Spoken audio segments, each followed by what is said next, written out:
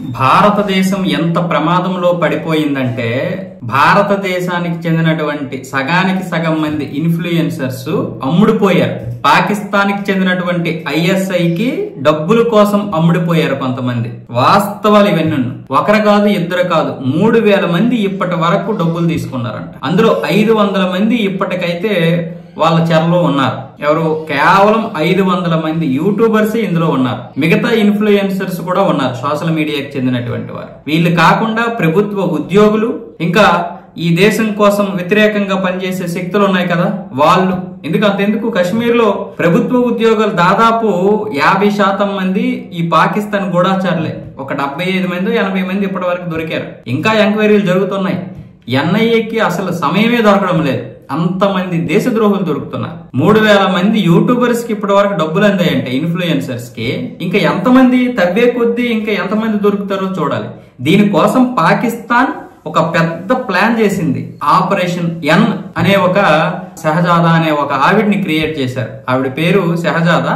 ఆవిడకేమొచ్చేసి Nick name వచ్చేసి madam ఎన్ అని ఆవిడికి పెట్టారు. హిందూ సిక్కు యాత్రికులకు పాకిస్తాన్ లో పర్యటనలు ఏర్పాటు చేయించేది షహజాదాకి చెందినటువంటి సంస్థ ఒక్కటే. ఇది అక్కడ ప్రభుత్వానికి చెందిన ఎవాక్యూ ట్రస్ట్ ప్రాపర్టీ బోర్డుతో కలిసి పనిచేస్తుంది.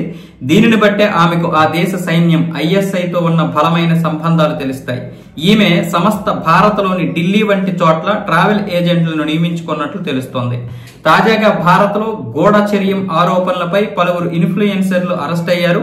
వారిని ఇంటరాగేషన్ చేయగా షహజాదా పాత్ర వెలుగు చూసింది.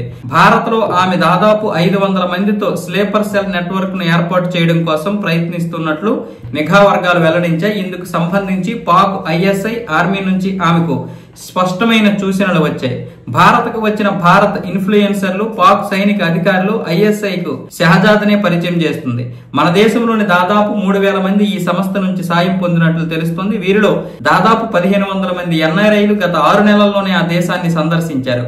న్యూఢిల్లీలోని పాకిస్తాన్ దౌత్య కార్యాలయంలో వీసా విభాగంలో ఈమెకు విశేషమైన పలుకుబడి ఉంది. అక్కడ first secretary Suhail Qamar, counsellor Umar శ్రేయర్ తో బలమైన సంబంధాలు ఉన్నాయి. ఆమె నుంచి వచ్చే ఒక్క ఫోన్ కాల్ తో కోరుకున్న వారికి పాక్ వీసా లభించేది. అదే కార్యాలయంలో వీసా ఆఫీసర్ గా పనిచేస్తున్న ఎహసాన్ ఉర్ రెహమాన్ అలియాస్ డానిస్ తో బలమైన పరిచయం ఉంది. మేడం ఎన్ రికమెండేషన్ లేదా స్పాన్సర్షిప్ ఉంటే భారతీయులకు విజిటర్ వీసా వచ్చేసేది. జ్యోతి మల్హోత్రా వ్యవహారం వెలుగు చూడడంతో డానిష్ ను భారత్ నుంచి బహిష్కరించిన విషయం తెలిసిందే. ఇంకా ఎంతమంది ఎన్ఐఏకి దొరుకుతారో తెలియదు.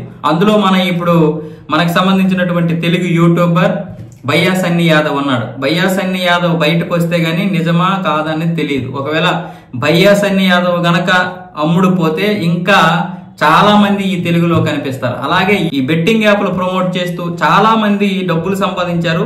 చాలా మంది పిల్లలు పోగొట్టుకున్నారు. చాలా మంది జీవితాలు నాశనం అయిపోయాయి. వీళ్ళను కూడా ఎంక్వైరీ చేయాలి. ఈ బెట్టింగ్ యాప్లు ప్రమోట్ చేసి డబ్బులు సంపాదించినటువంటి వారందరినీ కూడా దేశ ద్రోహుల కిందే చూడాలి.